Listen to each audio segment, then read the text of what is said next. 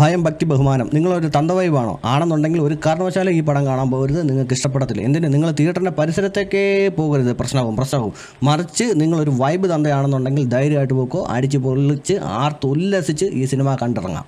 ഒരു ഉദാഹരണം പറയുകയാണെങ്കിൽ ഒരു ടൂറിസ്റ്റ് ബസ്. ഈ ടൂറിസ്റ്റ് ബസ്സിലാണെങ്കിൽ സബ് വൂഫറിൻ്റെ അങ്ങേറ്റ ഇടിച്ച് മുഴപ്പിക്കുക.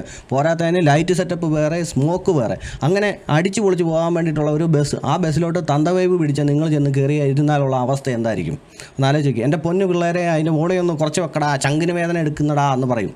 അങ്ങനത്തെ വൈബ് പിടിച്ച, അതായത് തന്തവൈബ് പിടിച്ച ആൾക്കാരാണെന്നുണ്ടെങ്കിൽ ഒരു കാരണവശാലും പോകരുത്.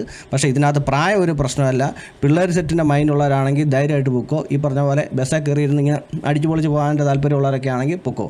പിന്നെ അതേസമയം നിങ്ങൾക്ക് ഇടയ്ക്ക് ശകലം ഒരു നല്ല അർത്ഥങ്ങളൊക്കെ ഉള്ള ഒരു പാട്ട് കേൾക്കണം എന്നാഗ്രഹം അങ്ങനെ ഇടയ്ക്ക് വന്നിട്ടുണ്ടെങ്കിൽ തീർന്നു. ആ ബസ്സിൽ നിന്ന് ഇറങ്ങി പോകാമെന്നുള്ളൂ. മനസ്സിലായോ? അങ്ങനെയുള്ളവർക്ക് വേണ്ടിയിട്ട് ഈ പറഞ്ഞ പോലെ ഒരു 90കളിലെ പാട്ടും മറ്റും കേൾക്കുന്ന ബസ് വേറെ ഉണ്ട്. ഇനി അതും താല്പര്യമില്ലാത്തവരാണെന്നുണ്ടെങ്കിൽ വല്ല KSRTC ബസ്സിലും കയറി പോവുക എന്നുള്ളൂ. അല്ലാതെ കണ്ട് അറിയാതെ എന്ന് നോ ലോജിക് ഓൺലി മാഡ്നസ് എന്നും പറഞ്ഞ് അവർ കൃത്യമായിട്ട് അവരുടെ ടാഗ് ലൈൻ പറഞ്ഞിട്ടുണ്ട്. അതും അറിഞ്ഞിട്ട് നേരെ തിയേറ്ററിൽ പോയിരുന്നിട്ട് ഇറങ്ങി വന്നിട്ട് ഇതിനകത്തൊരു ലോജിക്കും ഇല്ലല്ലോ, ഇതെന്തോന്ന് പടവാടേന്ന് പറഞ്ഞു കഴിഞ്ഞാൽ വല്ല കാര്യമുണ്ടോ? സർട്ടിഫിക്കറ്റ് സിനിമയ്ക്ക് പണ്ട് മാർക്ക് ഇറങ്ങി കഴിഞ്ഞപ്പോൾ സർട്ടിഫിക്കറ്റ് സിനിമയാണെന്ന് അറിഞ്ഞിട്ട് അതിൻ്റെ അകത്ത് കയറിയിട്ട് കംപ്ലീറ്റ് ബ്ലഡ് ആണെന്ന് പറഞ്ഞ ആൾക്കാരാണ് ഇവിടെയുള്ളത്. ഈ സിനിമയുടെ അണിയറ പ്രവർത്തകർ എന്താണോ പറഞ്ഞത് അത് കൃത്യമായിട്ട് ഈ സിനിമയിലുണ്ട്. അതായത് നോ ലോജിക്ക് ഓൺലി മാഡ്നസ് എന്ന് അവർ പറഞ്ഞിട്ടുണ്ട്. അത് കൃത്യമായിട്ട് ആ സിനിമയിലുണ്ട്. നോ ലോജിക്ക് എന്ന് പറഞ്ഞാൽ ലോജിക്കിൻ്റെ ഒരു തരിമ്പ് പോലും ഈ സിനിമയിലില്ല.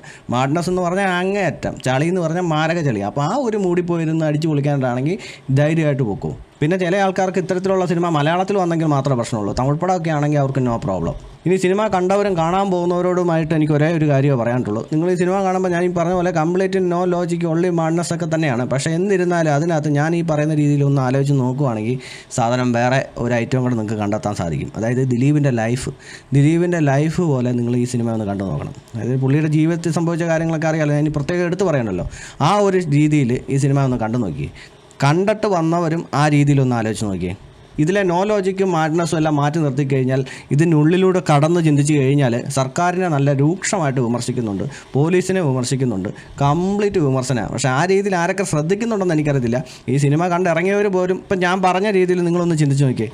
കണ്ടവരോടാണ് പറഞ്ഞത്, നിങ്ങൾ ആ രീതിയിൽ ചിന്തിച്ച് നോക്കിയാൽ പുള്ളിയുടെ ലൈഫായിട്ട് പുള്ളി ജയിലിലൊക്കെ കിടന്നല്ലോ. അപ്പോൾ ആ രീതിയിലിട്ട് ഈ സിനിമ നോക്കി. ഇതിനകത്ത് ജയിലിലൊന്നും കിടക്കുന്നില്ല, വേറൊരു സ്ഥലത്തൊക്കെയാണ് കാണിക്കുന്നതൊക്കെ. ഈ സിനിമയിൽ പറയുന്ന പല ഡയലോഗുകളും നല്ല കുറുക്കി കൊള്ളുന്ന രീതിയിലാണ്. അവസാനം പറയുന്ന ഒരു ഡയലോഗുണ്ട്, നിൻ്റെയൊക്കെ മുഖത്തെ ആ ചിരി ഉണ്ടല്ലോ, ആ ചിരി ഞാൻ മായ്ച്ച് കളയും. നിൻ്റെ അച്ഛൻ്റെ മുഖത്തെ ചിരി ഞാൻ മായ്ച്ച് കളഞ്ഞു, ഇനി നിൻ്റെ മുഖത്തെ ചിരി ഞാൻ മായ്ച്ച് കളയും എന്നാണ് പറയുന്നത്. അയാൾ തോറ്റുപോയില്ലേ എന്ന് ചോദിക്കുന്നിടത്താണ് പറയുന്നത് അയാളല്ല ശരിക്കും തോറ്റത് നിങ്ങളാണ് ഇനി തോക്കാൻ പോകുന്നതും എന്ന് വരെ പറഞ്ഞു വെക്കുന്നുണ്ട്. അതായത് ആ രീതിയിൽ ചിന്തിച്ച് കഴിഞ്ഞാൽ ഇത് ദിലീപിൻ്റെ ലൈഫ് തന്നെയാണെന്ന് നമുക്ക് മനസ്സിലാക്കിയെടുക്കാം. ഇനി സിനിമ കാണാൻ പോകുന്നവർ ഞാൻ ഈ പറഞ്ഞ വ്യൂ പോയിന്റ് വെച്ച് ഒന്ന് കണ്ടു നോക്കുക. പിന്നെ പോരാത്തതിന് ഇതിനകത്ത് പറയുന്നുണ്ട് ഇനി ദിലീപ് അടുത്തത് ചെയ്യാം, അതായത് അയാളുടെ യഥാർത്ഥ ജീവിതത്തിൽ ഇനി എന്നാ ചെയ്യാൻ പോകുന്നതെന്നും കൂടെ ഇതിനകത്ത് കാണിക്കുന്നുണ്ടെന്നാണ് എനിക്ക് തോന്നുന്നത്. അതായത് ഇനിയാണ് എൻ്റെ ഷോ, അത് തന്നെയാണ് ഇനി ജീവിതത്തിൽ നടക്കാൻ പോകുന്നതെന്നാണ് എനിക്ക് തോന്നുന്നത്. പിന്നെ അവസാനം ഒന്നേ പറയാനുള്ളൂ, ലോജിക്കും കാര്യങ്ങളും ഒന്നും നോക്കാതെ പിള്ളേർ സെറ്റിൻ്റെ മൈൻഡ് ഉണ്ടെങ്കിൽ നിങ്ങൾ ധൈര്യമായിട്ട് വെക്കോ. അതായത് തന്ത വൈബ് ആണെങ്കിൽ പോകരുത്, വൈബ് തന്തയാണെങ്കിൽ ധൈര്യമായിട്ട് വെക്കോ. ഞാൻ ഈ സിനിമ കണ്ടത് ഫാമിലി ആയിട്ടാണ്. അപ്പോഴത്തേക്ക് ഞാൻ കണ്ടായിരുന്നു ഒത്തിരി പിള്ളേർ സെറ്റെല്ലാം അവിടെ കിടന്ന് അടിച്ച് പൊളിക്കുന്നതൊക്കെ. അപ്പോൾ എൻ്റെ ഉള്ളിൽ ഇങ്ങനെ സത്യം പറഞ്ഞ് ഇങ്ങനെ കിടന്ന് വെപ്രാളപ്പെടുമായിരുന്നു. അതിനുശേഷം ഞാനിങ്ങനെ ആലോചിച്ചു, ശരിക്കും പറഞ്ഞു കഴിഞ്ഞാൽ കൂട്ടുകാരൊക്കെ ആയിട്ട് പോയിട്ട് ഒരു 2 അടിച്ചിട്ട് കയറുവാണെന്നുണ്ടെങ്കിലല്ലോ പൊളി മൂടായിരിക്കും.